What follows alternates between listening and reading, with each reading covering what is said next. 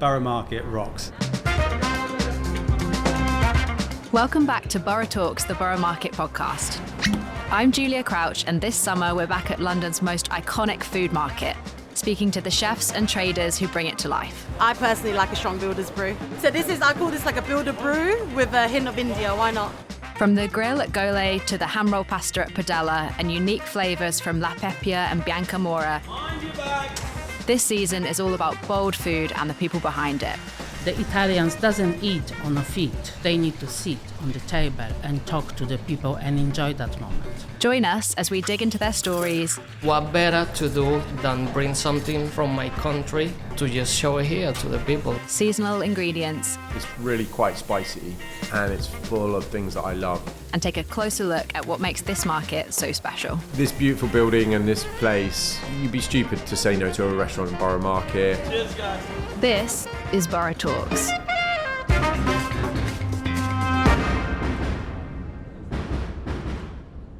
I am delighted today to be joined by Tim Siadatan, chef founder of Padella. If you haven't heard of Padella, I literally don't know where you've been, because it's this fresh pasta bar in London that is literally iconic. It always attracts these massive, massive queues, and I feel like absolutely everybody knows about Padella.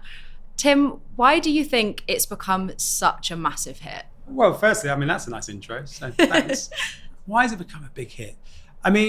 I still kind of pinch myself at times that it had the hit that it did when we opened, because certainly didn't think that was going to happen. You'd be mad or a narcissist to think that opening a restaurant would have that kind of impact. Was it an immediate success then? Yeah, and really, really blindsided us. We did like 3 days of like a 50% off promotion, and it was over Easter weekend, so it was heaving down here at Borough, and it was packed. I remember getting through that weekend, and the whole point of that is a bit of trial and error and a bit of grace from customers to go, well, I'm only paying 50%, so it's okay. And that definitely played out. There were some issues that happened, and always happens, it's the first few days. And it got to the bank holiday Monday, and we closed and gave everyone a day off and go, right, everyone have a good sleep, come back on Tuesday. And it won't be like that because it was bank holiday weekend and it was 50% off. Came into work that morning, there were queues around the block on that weekend. And part of me going, oh man, imagine if the queues were there. And then by about sort of 11 o'clock, they weren't there. And so I was like relieved and gone, okay, fine, that's okay. Anyway, we got to 11:30, did my shift briefing, because before service opening at midday. And our GM, Paolo at the time, he had gone out for a cigarette break, and he came back in and he was like, oh my God, Tim. And I was like, what? And I was halfway through talking to the team.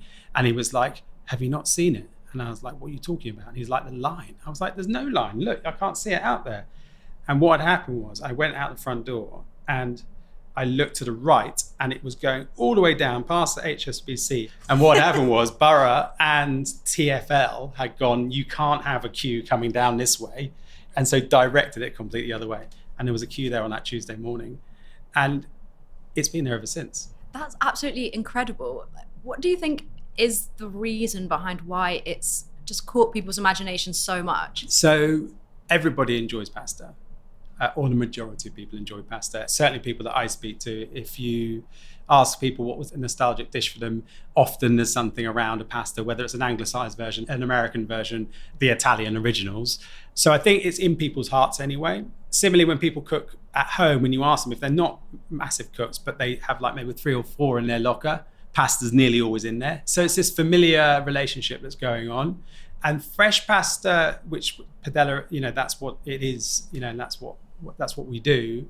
You don't do that at home so much, unless you're really into it. Yeah. And the reason we opened and came up with the idea is that to eat good pasta, whether it's dried or fresh, but definitely with fresh pasta anywhere in the UK at that time, you'd have to go to expensive restaurants, or you'd be lucky to find, a local sort of English, Italian, or, trattoria that did it well. Mm-hmm. And so we were like, that's mad. And so I think we'd earned our stripes with our restaurant at Trullo. Yeah. If you liked Trullo, the feedback we were getting over the first 5 years was the thing they liked most about it was the pasta.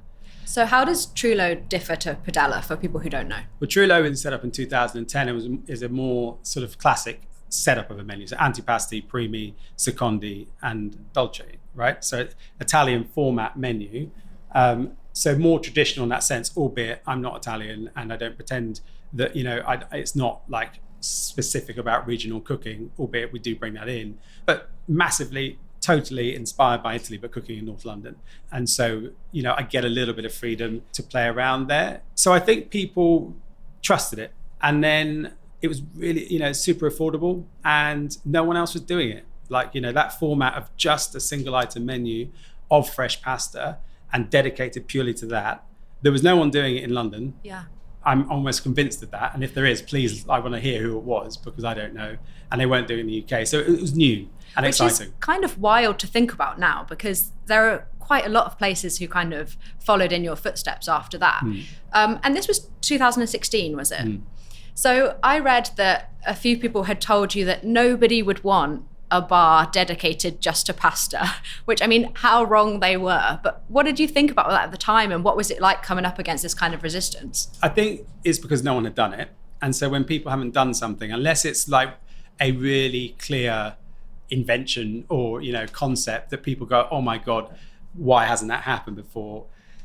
I understand the skepticism because I still get this from my Italian friends going, pasta is a primi. It's to have after antipasti, before dinner. It's a small plate of pasta. And so I think there was this idea that people won't get it because that's, how you should eat pasta, which is true if you're in Italy. This is the thing. We have a completely different relationship with pasta in the UK. Correct. We eat it as our main meal and we absolutely love doing that. Yeah. Because people will go to a restaurant and they won't order it as a starter. Yeah. They're going to order it as their main. You must have had that in Trullo quite a bit. All the time. But we're a bit more traditional there, so we limit the size of the pasta to make sure... Don't be limiting the size of the pasta. Well, otherwise, it's not Padella. So we go, we try to steer them to a more, traditional meal. Yeah. But at the end of the day, if someone wants to play a pasta for their main course, we're not going to say no. How long did it take for you to kind of convince people that this was a good idea? We tried to do this before Trullo in 2008. And we definitely had a lot of people going, no, this isn't going to work, because at that time, the only single item menus that were of quality, it was the beginning of the burger sort of world, like Gourmet Burger Kitchen had been going for a little while by this point. And then the other sort of like gourmet burgers had started happening, and pizzas were turning into sort of like more bougie or hipster places. And so that had just started to happen, but that was it. And so I just don't think I don't think London was ready for it. We definitely weren't. We were way too young. And people were going, it won't work, it won't work. And I think they were probably right at that time. But then the second time round, it was like, no, we've gone through this now. We know, we've got experience with Trullo. We understand what people who are eating this. We're like, we don't do it, someone else will. And I think, like you were saying, it's about the accessibility and the fact that it's affordable, which I think pasta should be like that. I don't think, personally, pasta should be a very pretentious, fancy thing. Pasta is for everybody, and I think Padella kind of captures that. Totally. And so that's one of the things we love most. Well, one of the things I love most about pasta is that it's totally democratic. It can be for anyone, and it can be super elegant and ridiculous. You can put caviar or langoustines or on top of pasta, but it then goes all the way back to the other end of the spectrum where you get super simple tagliarini with a bit of chili, garlic and olive oil, and that for me is one of the great dishes of the world. 100%, and that's elegant in its own way, I think. Yeah, totally. If it's done well, you just got to understand how to put it together. Yeah. And it's not that difficult, and it's super affordable, and you can eat like royalty like that. So I think for me it's the most democratic food in the world. It's super simple ingredients, and then it's really what makeup you want to put on it, and it depends 100%. How you're feeling. So pasta for me is comfort food at its best. It really, I think for me it's quite emotional eating. People sometimes look at me and go, what do you mean by that? And it's often when you eat pasta, you're in a certain mood for it, right? And I don't think that's the case with all types of food. Sometimes just like, I'm hungry, I need to get fed right now, bang. Okay, pasta can fit that, but often pasta depends what time of year, what the weather is. You can eat it all the time and then change it to adapt to how you're feeling. Yeah. And so for me, that's why it's quite an emotional food product. I couldn't agree more with you. And I think the thing about the menu at Padella is people can kind of mix and match, can't they? So when people go there, they tend to get, even if there's just two of them, they'll get a few different pasta dishes and try them all. Is that something that you specifically set out to do when you were designing your menu? No, I don't think it was out the realms of like this might happen, but it certainly wasn't how I designed the menu, and it's not how I designed the menu. I think the bit I love most about Padella is when we talked about a lot before opening it was we want people to be able to come on a lunch break, for example, and come and sit by themselves, and be in and out within half an hour, and pay the same as what they would do for a pretzel sandwich.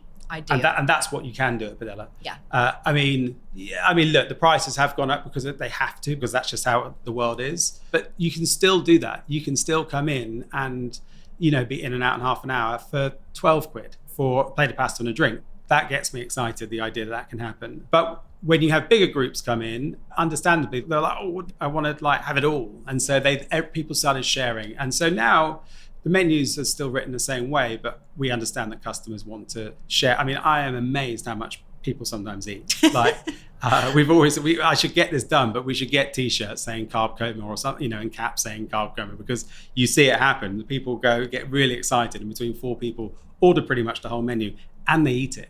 And you see them at the end, and just it's like they need to be willed to bed. I'm one of those people. I can eat an incredible amount of pasta. Yeah. I've just been trained from a young age to be able to do that. So Yeah. I've got the capability.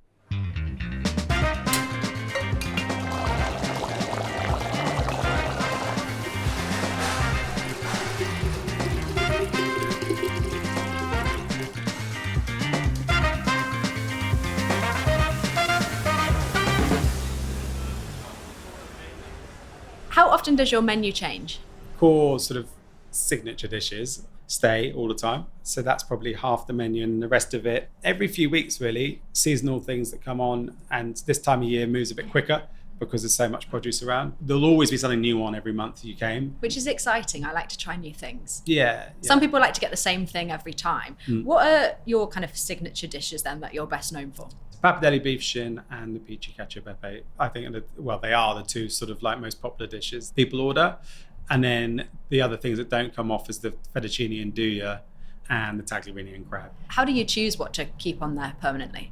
Well, it's more about what customers choose. So, for example, in the early days, I took the pappardelle beef shin off, and we got so many complaints because people were coming in specifically to have it, and were really disappointed. Oh. And truth be told, I don't want to eat a pappardelle beef shin on a hot day like this. Nor do I. Yet will today sell more of that than anything else, because people are coming, going, either I need my fix, and they're coming back, as return customer, or they're coming and they're going, we get this a bit, like it's like their sort of bucket list of food things to do in London, and so they're like, I have to try it. And I think that's a dish that's got a nostalgia to it as well, because I think most people in this country ate some version of a bolognese when they were growing up. Correct. And that's kind of like this elevated version of that, isn't it? Umami, meaty, delicious. Where do you get your inspiration from for dishes? And how much do you stick to tradition, and how kind of loose are you with the Italian food rules? So inspiration is just, years now. Like, I've been doing this for 20 years. So Italy still is my main source of inspiration. I continue to learn all the time. I'm off there tomorrow on like a 48-hour trip to just do exactly that. So Italy is the sort of the main source. And then, always reading and trial and error, like just cooking. These days though, because we've been doing, I've been doing it for so long, I've got quite a big repertoire of like recipes, that because on a short menu, 10, 12 items that we've got, you can't get all of it on all the time. So there's a fair few in the bank to go, right, let's just use what's there that hasn't been on before.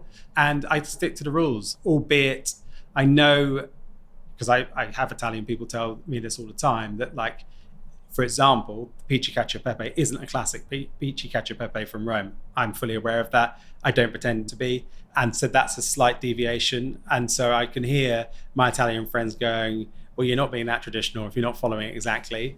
What makes it not traditional? We add butter into it. Okay, that's nice though. Come on. Well, it is nice, but I can already hear my Roman friends calling me all kinds of names. So yeah, that's where there's a little bit of breaking from tradition, but otherwise very much like, I told you earlier that Italy is my entire inspiration in terms of food, and I really respect it, and I wouldn't go far out of the lane. That might be as far as we go. Adding a little bit of butter to your cacio e pepe. I think that might be it. I think everything else is like, no.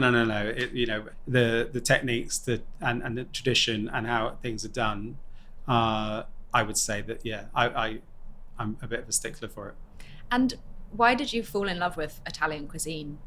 When did that happen? I was a teenager who wasn't massively into food. Really? Not really. Like, my early teens, I was like any other teenager growing up in Reading. But I wasn't a fussy eater. I just wasn't like, crazily into my food. Yeah. And then we were on holiday in Italy when I was 14. And I remember clearly I was really hungry in the afternoon. I remember whinging to my mum going, I'm really hungry, but there's no food here apart from beautiful vegetables. And, and I was like, I want some crisps or whatever it was, just being an annoying, spotty teenager. And she was like, the farmer had brought down a glut of tomatoes. And she was like, let me make you this. And she just like sliced the tomatoes, put some salt and olive oil on it, left it in the sun for 10 minutes. And I remember very kindly bringing it out to us. And I was like, tomatoes, what are you talking about? And she was like, that's it. And I was like, okay, fine. And I ate it. And I remember vividly, at that moment, it was so sweet and meaty. And that tiny bit of salt had brought out some moisture on the bottom of the plate. And the oil had made this little sauce. And we had some like dry Tuscan bread dipped into it. It was the moment where I went, oh my God. And my palate changed in that moment, because the realization that the tomatoes that I'd been eating up until that point were like the crappy ones you get from a supermarket.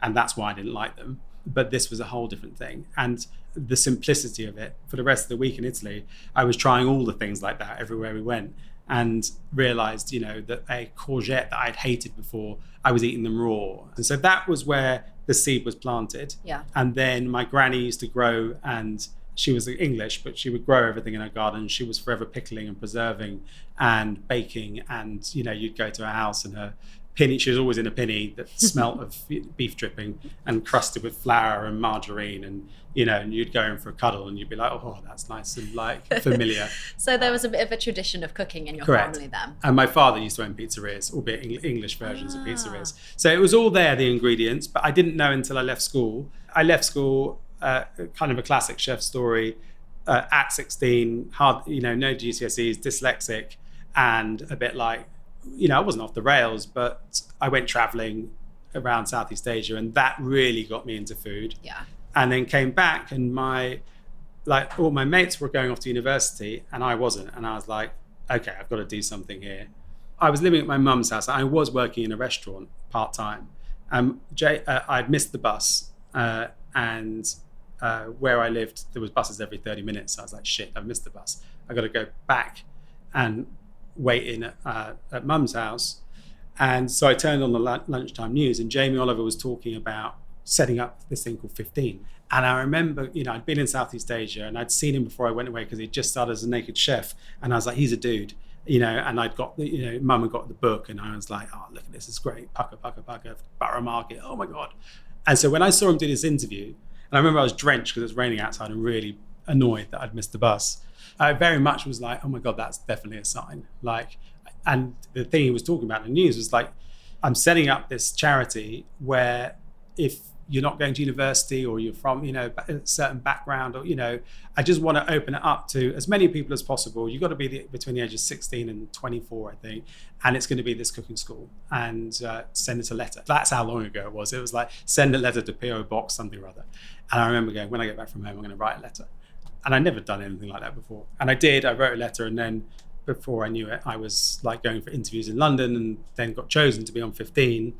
And that really was the moment where everything changed in terms of me wanting to become a chef. And that time he was still very much a naked chef, and sort of River Cafe was running through his veins, and Gennaro, and, Antonio Carluccio, from, that was all of his teachings. And there was quite a few ex-River Cafe chefs that came over, and the premise was you do 2 weeks on each section, and you as a student, you had a chef who would be your mentor, but you were in a working environment. It was like, the restaurant was fully booked for 6 months in advance. It was nuts. And so super exciting to sort of be in a really glitzy London restaurant that was like insanely busy, and learning as you went. And the idea it would be a fast track learning, rather than going off to college for 3 years at, Westminster College, and it all be a bit stuffy. He was like, I'm going to mix it up. And it was Italian. That's what it was. It was Italian. The menu was pretty much all Italian. There was a few other things on there. And it was the pasta. I loved it all, but the pasta when I got on my 2 weeks rotation and got on there, it was the bit that I loved more than anything. And he taught me, Yeah. So he is he's one of the great teachers that we've all had in cooking. And I would have been 18 years old. He probably would have been in his mid-20s. And it was just incredible. And so his enthusiasm, passion, and the way he teaches hands-on with you was really a special thing. And so that was it. So it really consolidated your love of Italian food. You already loved it, and then you kind of found this mentor who was super enthusiastic about it and could teach you the ropes. Well, that seed that got planted when I was 14 started to sprout, and then it was sourcing trips. So we'd go out to Italy, and part of the training was you'd go out, for olive oil harvest or for wine harvest, and you would meet Italian people. So it really got me going even more then. And then after that, spent a lot of time going out to Italy once I graduated.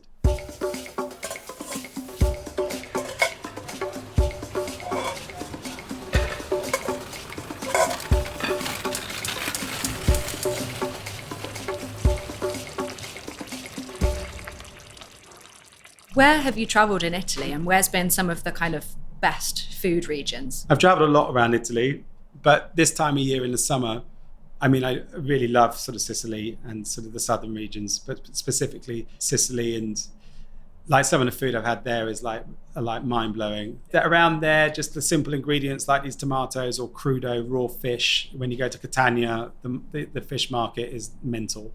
And I love all the sort of the raw different types of fish that's going on. The gambero rosso, the prawns that you eat raw. My God, like they are insanely delicious. But in the winter, but even in the summer, I still love the northern, Tuscany, for all the reasons why Tuscany is so special. And I suppose that's got a huge influence, especially in Trullo. I've spent a lot of time in Tuscany and I adore that food.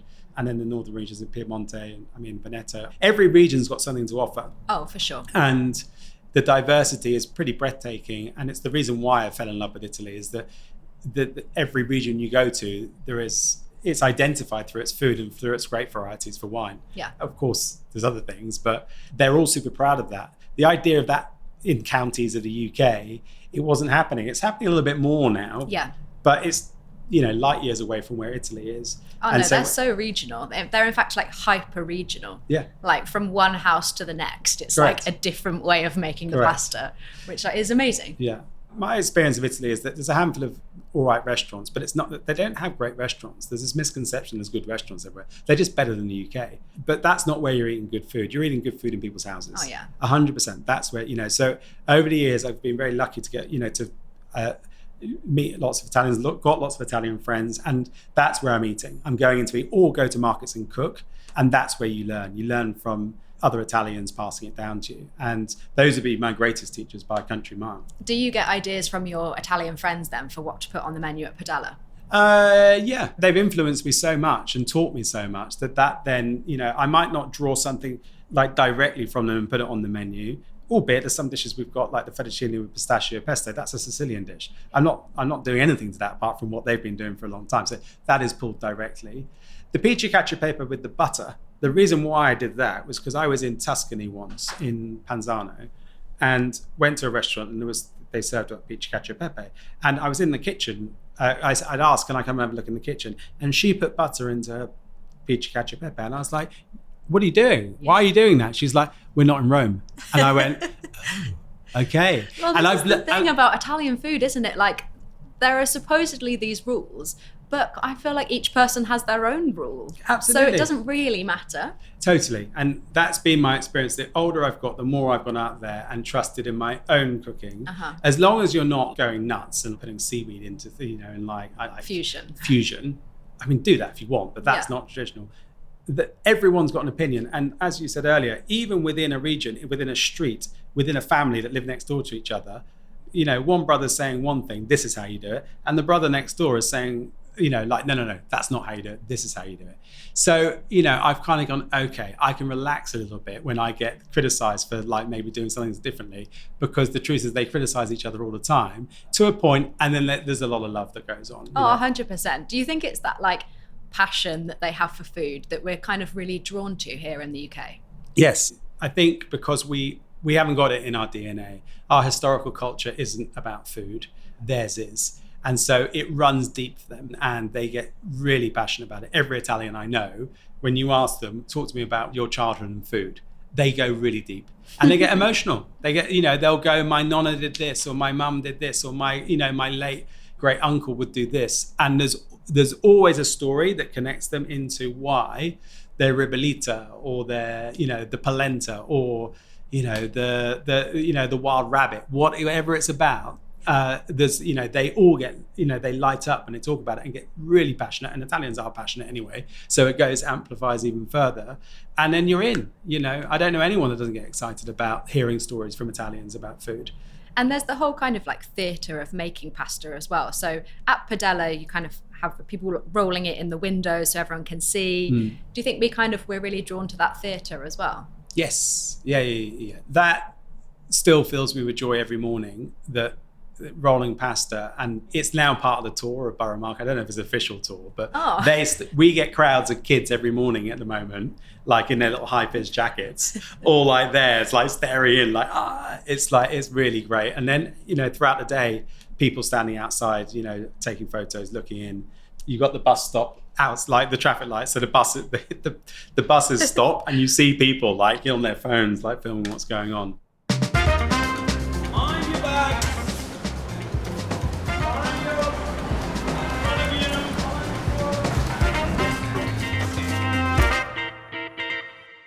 So your lovely head chef has just brought us some pasta, which I'm very thrilled about.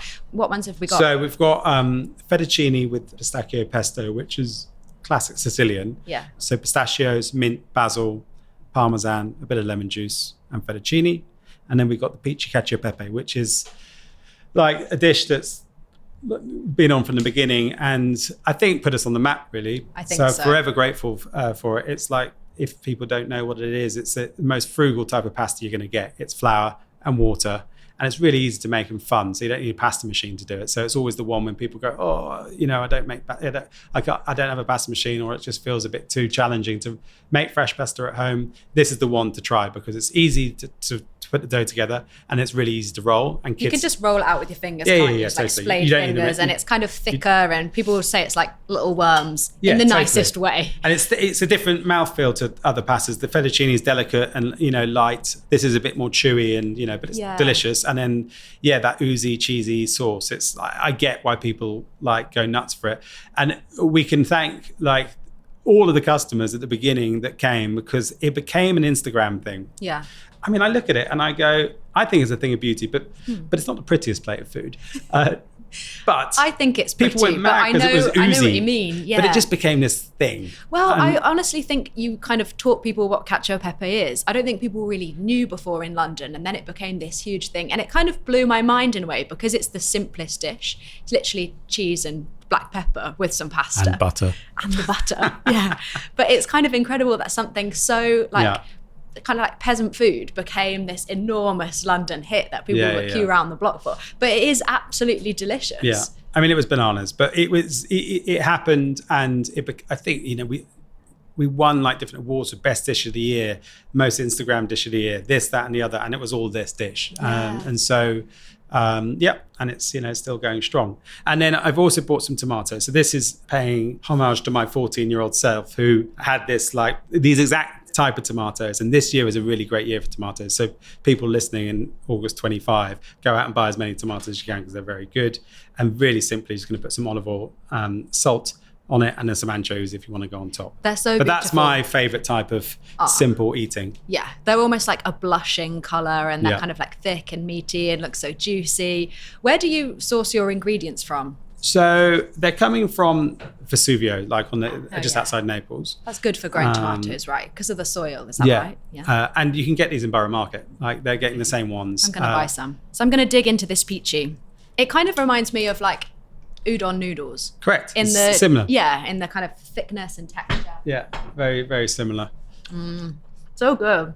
I mean, what's not to like? Yeah, no, honestly, it's just perfect. The cheesiness, the creaminess. I feel like now you've told me it's got butter, I can kind of taste it a bit. And it adds to the kind of luxury element of it. Oh, it's so good. Yeah. I mean, it's naughty, but it's really good. You can see why it's such a hit. Like people absolutely go Yeah. mad for it. I'm going to have a bit more. I'm sorry. God bless Ailey. She's like done that and then run across the market to bring it over. So, you know. So that it doesn't congeal. It's so tasty. I love the chewiness of peachy. Yeah, really true. What kind of pasta are you drawn to at the moment? What are you making at home?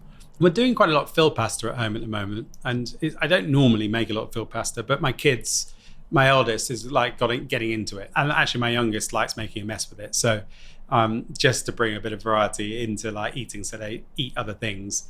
Agnolottis, caramelles, which are really lovely, like little sweeties. They look like a sweetie shape, like an old bonbon, which they love because they look like a sweetie. Oh, I don't think I've ever had them. So yeah, we're doing a bit of that. So filled pasta, but dried pasta is something, you know, because like I'm the same as everyone else. Like the idea that I'm getting out my pasta machine every night to roll out pasta is not happening, especially when I do it at work for my day job. So dried pasta for sure. I cook more at home than I do fresh pasta. Which is dry pasta is great as well. It's a different thing. They're like different products. Yeah, I think people sometimes think we've opened a fresh pasta restaurant because we think it's better. That's not the case. Yeah. We'd love to put dried pasta on, but it's more difficult to cook than fresh pasta. Because it takes longer. Well, because you want to nail it to get it al dente. Right. And that when you're doing, we'll do 500 covers, 500 people in a day. Yeah. And, you know, that's condensed into the busy periods. And if you were trying to do dried pasta for that many people, it would be a nightmare. You know, People wouldn't think that, would they? That's kind of counterintuitive. You have to have timers on everywhere. We've tried, but it's like, the fresh pasta takes 60 seconds to 90 seconds to cook. Yeah. And so you can, you know, it's almost like doing a pizza. Correct. So I'm going to try these beautiful tomatoes, and you've got some anchovies by the side. Do you eat that? Well, it's up to you if char. you want an anchovy or not. But I yes, do want an anchovy. But these are really delicious anchovies, actually from up in sort of around San Sebastian area. They're meaty anchovies. They're really meaty. And those tomatoes are so sweet. Yeah. Where do you get your olive oil? That's a really nice That's from Tuscany, so Fontodi. I like all olive oils, but the Tuscan ones I think have got the most flavour profile and a bit more bold in flavour. So the sweetness of tomatoes can take the sort of grassy, artichokey, peppery olive oil. Like you said, it's just the simplicity of this kind of food. And this is the power of good ingredients, isn't it? Correct. So I think coming to Padella to have a plate of, you know, tomatoes like this, simple, clean, easy, followed by 1 or 2 plates of pasta.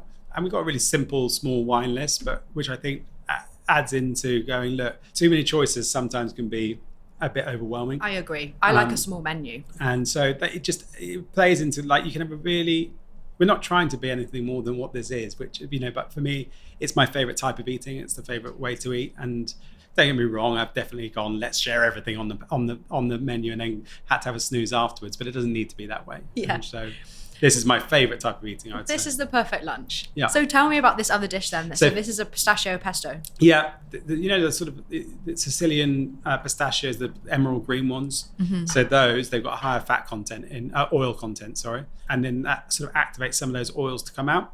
And then loads of basil, loads of mint, parmesan, and a bit of olive oil.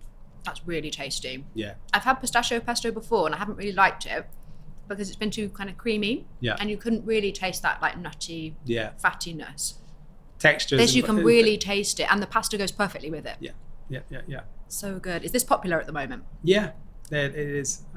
It's probably in like the top 5, especially with this weather. I think, you know, we've had such nice weather over the past few weeks that it just, people are leaning a little bit more to the lighter sides of pasta dishes. And so you've now got a second Padella in Shoreditch. Yes. What was the thinking behind that? We always thought that the concept could work in different places. And so we were like, you know, let's get on with it. But annoyingly, we opened at the worst time possible. It opened 3 weeks before COVID. Which is officially, I think, the worst time to ever open a restaurant in the history of opening restaurants. I think that happened to a few restaurants, you know. Yeah. So that was, you know, licking our wounds for a while after that. But we're still here. But the idea is that I don't think we're going to open up loads and loads, but we definitely feel we can open up a few. But we go step by step. So, you know, we're looking at a 3rd site now, and it looks like it's going to happen. And so that will be a good test to go, okay, does this work in a multi-site situation? And for me and Jordan, who own it, and we're the only people involved. So we're not pushed to go, you've got to open up loads. Yeah. And so we've taken our time. It's going to be 10 years next year, Padella. Wow. So, some people go, why haven't you got on with it? We're really conscious that we don't want to open up loads and then the quality drop and it becomes, it used to be good. Oh, that's the worst. Like a dinosaur, like Yeah. it used to be. I hate that. So Yeah. we want to make sure we keep the consistency, and it's not straightforward doing what, to nail high quality pasta at an affordable price. It's not straightforward. And so I think some people have tried to do what we've done and gone, that's really easy. It is if you want to be average, and you can just, bash it out. But, I don't think they will last, or they haven't lasted. So, Definitely. And you need to keep the quality, otherwise people won't come back. Yeah. And you've got a book. Got a book. Yes, the book. It's been like a real labor of love, and finally can announce it, which has been, it's because it's been hush hush for a while. Yeah, it's all pasta, and there's over 100 recipes in there, and there is something for everyone, and I really mean that. It's from, it's sort of broken into chapters of everyday stuff that you'll have in your sort of store cupboard that you can easily get from a corner shop or your supermarket, and then things that are, like slow cooked ragouts and baked dishes and gnocchis and all different types of sort of, basically loads of, the majority of it is not stuff you get at Padella, but there are all the classics on there. So in there, so the peach cacio pepe, the fettuccine, and for the first time I've published the pappardelle beef shin, and I've purposely, I've never in any, in the Trullo cookbook or in any article, I've always gone, that is the one dish I'm not giving the recipe for at this stage, because I knew I'd write a Padella cookbook, and so I wanted it to be in there, and so it is in there. Because apart from that, the idea that you hold on to recipes all the time is just like mental to me. You really got to share the knowledge, and people make things in different ways anyway. So even if they use the recipe, it's still going to be their own version. How long do you cook it for? The beef shin. Well, in the restaurant we do it for 8 hours because we get the mass. We get the whole shin. But at home, you're sort of like 3-4 hours. But really easy to do. And it's fresh pasta in the book, or fresh and dried? A whole mix. Loads and loads of dried, and there is fresh in there, but there's always an alternative. So, for example, that fettuccine with pesto, in the ingredients I've gone, or the method I've gone, also works well with dried linguine, whatever it is. Now, there are some pastas, which is very true in this traditional, my traditional head going on, that you go, the pasta is the vehicle for the sauce, and there is no messing around, and this is how it has to be, because the sauce only works well with that shape of pasta. And then there's a part of me that goes, yeah, but I've heard different Italians say different things about that. And the truth is, the peach cacio pepe sauce goes well with loads of pasta shapes. Yeah. So this idea it has to go with, bucatini or a specific shape of pasta that some people tell you. I sometimes question that and go, is that true though? Because let's face it, it's going to be good with penne. Oh yeah. It's going to be good with peachy. It's going to be good with most things. It's going to be good on toast. Yeah. So yeah, it's out on September the 11th, the book. Okay, fantastic. I bet people are so excited to get cooking from that. What's next for Padella? Well, keep doing what we do, and we've got an amazing team, and it's just, we really, in restaurant world, you do talk about sort of like your restaurant family, and it does feel like that with a lot of our wonderful people. There's a big focus on keeping us all together and growing. So this third site is important, for people to progress through, and so touch wood, that's about to happen. And then if that works, we'll look at a fourth site, and the book's about to come out. So that's going to create a lot of noise, and hopefully it will. And so, yeah, that's what's going on at the moment. So there's quite a lot. Yeah, busy. Yeah. Well, it's been so nice to talk pasta with you. It's my favorite topic, and your pasta is incredible. Congratulations on 10 years of Padella. Thank you. Book, the new sites. Super exciting, and thank you for coming on the podcast. Oh, thanks. It's been really nice to be on here, and I'd say that Borough Market rocks. So thanks for having me on the show. Thank you. Huge thanks to Tim for stepping out the kitchen to chat to us about seasonality, simplicity, and what makes a perfect bowl of pasta. We hope you've enjoyed this episode of Borough Talks. Follow the podcast so you don't miss what's coming next. We've got plenty more good food and great stories to come. Borough Talks is hosted by me, Giulia Crouch. Produced by James Deacon. Audio, editing and sound by Chris Attaway. Video by Felipe Franco. Thanks to Nina, Bethan and Matt at Borough Market. And thanks to all our guests for the food, the conversation and all the time. And thanks to Gole for being the backdrop to this series.